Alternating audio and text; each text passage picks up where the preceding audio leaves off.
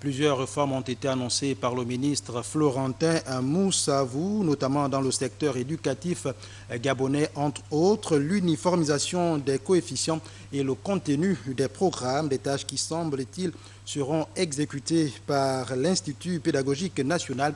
Ce matin, le reporter Gabriel Guilain Lemami et Thierry Aldo Mandaka ont rencontré le directeur de cet institut pour plus d'éclairage. C'est probablement à l'Institut pédagogique national qu'incombe la lourde mission de mettre en place des procédés devant contribuer au toilettage du système éducatif gabonais. Cet institut, créé en 1964, est une direction du ministère de l'Éducation nationale et répond à plusieurs missions. Nous avons l'élaboration des programmes scolaires. Alors, ces programmes scolaires du pré-primaire, secondaire et secondaire général technique sont élaborés ici, évalués ici et finalement ce qui amène des innovations à des moments ou des réformes. Nous rédigeons les manuels scolaires, c'est-à-dire tous les manuels super que vous voyez au primaire.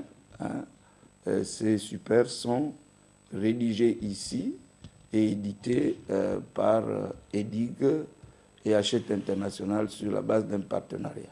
Parmi les réformes envisagées cette année, il y a l'uniformisation des coefficients qui ont contribué largement à l'échec des élèves et le contenu des programmes d'enseignement.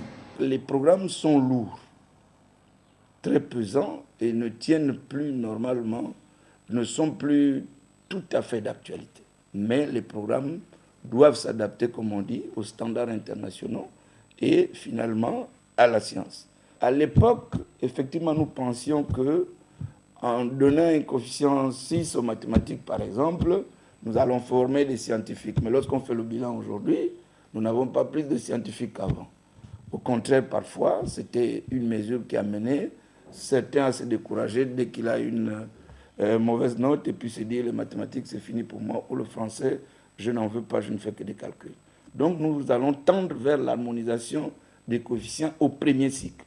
Au premier cycle, les élèves ne sont pas encore spécialisés, ils ont besoin de fondements. Donc vous aurez par exemple un coefficient 1, aussi bien en géographie, en mathématiques, en sciences, jusqu'en classe de 3e.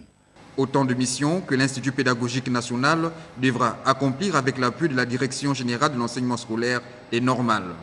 Les établissements d'enseignement privé implantés sur l'ensemble du territoire national sont aussi concernés par ces réformes.